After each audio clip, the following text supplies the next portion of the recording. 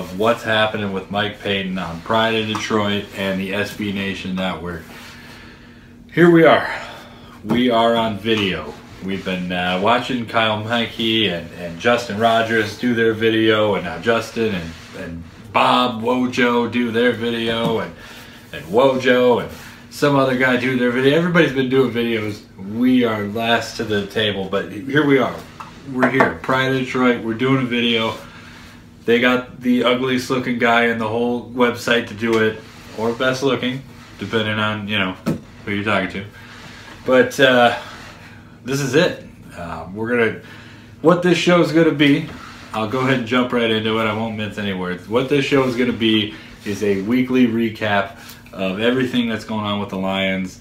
We're gonna talk about you know, what's going on at OTAs or camp or during the season. We're going to talk about, you know, transactions, you know, moves that are being made, cuts, things like that. And we're also going to talk about other news, you know, interviews that guys have done this week, or whatever the big story of the week may be. Also, we're going to talk a lot about stuff that we have up live at Pride of Detroit right now, and we'll continue to have up at Pride of Detroit. So if you don't know me, I'm Mike Payton. I am one of the writers here at Pride of Detroit.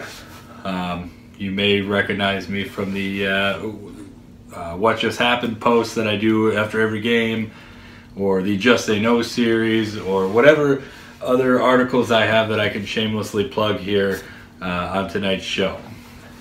So, you know, I am kind of a, if you want to get to know me, I enjoy a lot of things from the 90s. I still listen to Marky Mark all the time. I really don't see why anybody should not. The man made incredible music. I have all 6 seasons of Fresh Prince on DVD, and I will let you know. I will tell you about it. I also have Def Jam's How to Be a Player on DVD, and I don't think... Go ahead.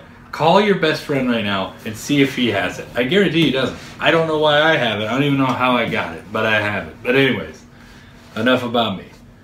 Let's get into the Lions stuff. Okay, so first we're going to start off with a little bit of news. Obviously, OTAs started this week.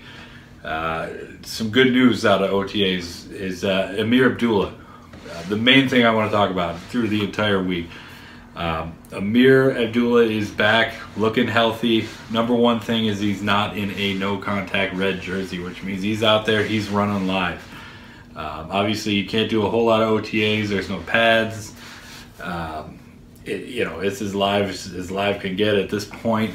But it's very encouraging to see that Ameer Abdullah is back in some sort of healthy form. The Lions are going to need him coming into the 2017 season. Obviously, they were 32nd in rushing last year, and they haven't had a rushing attack better than 17th since Barry Sanders retired. So they really need Ameer Abdullah to stay healthy and also be the guy that they thought he could be when they drafted him in the 2nd round 2 years ago. So, having said that, another thing that it sort of piqued my interest. This is, I guess you could more so say this is New York Giants news. Devin Taylor, the Lions defensive end for the past 3, 4, 5 years, has signed with the New York Giants on a 1-year deal. I guess I don't really know how to don't know how to feel about it. The thing is, I picked Devin Taylor 2 years in a row, in 2014 and in 2015, to be my breakout player of the year. And he just never quite broke out. From now on, I guess really the only thing we can remember Devin Taylor for in Detroit is the phantom face mask call on Aaron Rodgers that set up the Hail Mary, which obviously we're not going to talk about. Don't worry, we're not going to get into that. But losing Devin Taylor is it concerns me in this sense. Look, I know that he never broke out in the way that we thought he might, or hoped that he would. But the fact of the matter is this. The Lions had nearly no pass rush last year. And to lose Devin Taylor means they lose another piece of that barely any pass rush they had last year. So it's not a huge loss. It's not a loss that's going to make or break the season next year or what have you. But it is a loss that it's tough. It's a tough loss. You hate to lose a guy like that who's been in the system for a few years, who can give you something, anything in regards to a pass rush. So we'll see how they go ahead and replace him. But I don't think I don't think he's going to have a great career in New York. There's a good chance he might flew in this whole thing and come back to Detroit. So let's move on to the next thing. Okay, let's get into it. The story that's on everyone's mind: Calvin Johnson in Oakland. Okay, my first response to this, I was initially a little bit upset. Not because Calvin Johnson went to Oakland. That's fine. I have no problem with former players visiting, other teams and camp and kind of sort of being an inspirational type of visit to all the young guys there. Obviously, you see some of these rookies, they see Calvin Johnson come in. That's a big deal. What I do sort of have an issue with, and it's so petty, it's petty of me to have this issue, but Calvin Johnson wearing an Oakland Raiders shirt. After so many years with the Lions, it's a little bit of a slap in the face. A tiny, little, minuscule slap in the face, to see him out there wearing the shield. He didn't have to do that. You know what I mean? And I know that the Lions and Calvin Johnson are going through some issues right now. They're sort of like a couple that recently broke up, and they're saying bad things about each other when they're, each other's not around, and the Lions are asking for some of their stuff back, their toothbrush. It's just a really expensive $300,000 toothbrush. But the thing is, for Calvin to go do that, I get why he went to the camp, but just wearing the Raiders shirt, it really irked me. And it shouldn't. And I'm not going to worry about it. The thing is, I know there's a lot of people out there that are concerned that Calvin may decide to come out of retirement and play with the Oakland Raiders in 2017. And, it would be a heck of a move if he did it. The other thing is, it would be a heck of a move if he could do it, and he can't.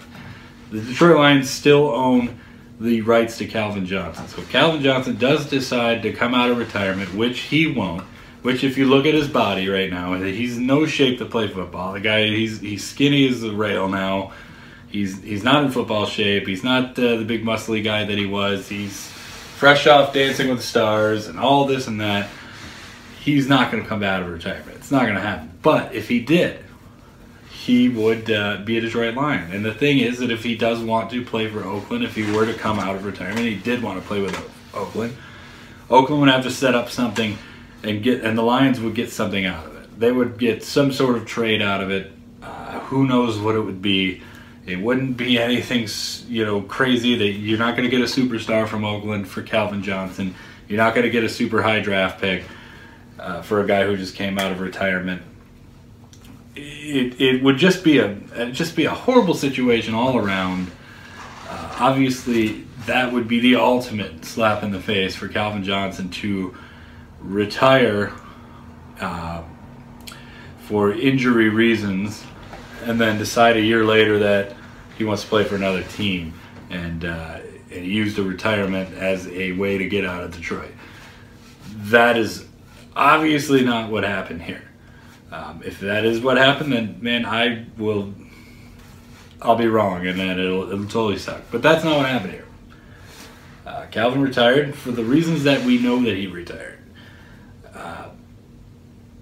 He's not going to come out of retirement. I'm going to say it one more time. He's not going to come out of retirement. And if he does, once again, he's a Lion. So, having said that, we're going to move on. We're going to forget it. Calvin, go have fun. Go to Jacksonville. Go visit the XFL teams. Go to Memphis. See what that's like. Do whatever you want, man. But just remember, there's a lot of Lions fans that supported you for many years. And you may be having some issues with the Lions right now, but just don't turn your back on those people. That's all I ask. The next thing I want to talk about is the overtime changes. The overtime has been moved from 15 minutes to 10 minutes. And that's, I guess, really all that, you could talk about. The issue that I see a lot of people talking about, first off, let me say, I don't care. It moved to 10 minutes. That's cool to me. When you move the overtime to 10 minutes, you're going to get a lot more fast-paced play, in my opinion. I think it's going to be more of a shootout type of mode. I think you're going to see a lot more excitement in the overtime because now it's shorter. Now you have less time to do the things that you needed to do. But a point that has been brought up, and it's a good point. What if a team goes out there and wastes 8 minutes on a drive, kicks a field goal, and then gives the other team 2 minutes to try to figure it out? What if they waste 9 minutes and gives the other team 1 minute? I mean, it's easy to waste that amount of time. It's not easy to waste 13, 14 minutes, but it is easy, and you see it over every year. It is easy to see a team waste that much time on a drive. So that I can see as an issue, but again, I don't think that that's something that's going to happen. It would be smart, but I don't know if any team is really going to have the wherewithal to play an 8-minute drive. And can any team really sustain an 8-minute drive in an overtime? Can they sustain an 8-minute drive on purpose? I don't know. I really can't say that any team can do that. At least not the Lions. I don't think the Lions can purposely sustain an 8-minute drive. I think they can do it on accident, though. So I think with moving to 10 minutes, I think it's going to give it a lot more excitement. So, but at the end of the day, overtime sucks, and I hate overtime in the NFL. We all do. If they really want to fix it, they would give both teams chances to score. They would make a double overtime so that when you tie, it's not like you just kissed your sister, which I've never done. Anyways, moving on. Dave Damashek of NFL Network recently did a video, came out yesterday, about Matthew Stafford and Ben Roethlisberger. Now, the video was titled, "Why Matthew Stafford is Better Than Ben Roethlisberger." And it was a really interesting video, and they talked a lot about percentages as it pertains to coming out of the pocket, throwing deep passes. There was a lot of evidence in that particular video to support that Matthew Stafford certainly has some traits, and it certainly has some ability that is better than Ben Roethlisberger. Can you come out and say that Ben Roethlisberger is not as good as Matthew Stafford? I don't think you can. I really don't think you can. And you really have to, when you talk about this, I think the number one thing here, and I have an article coming out on this today, maybe you've already read it. The number one thing I talk about in this piece is that you really have to suspend your belief that the quarterback wins theory is a real thing.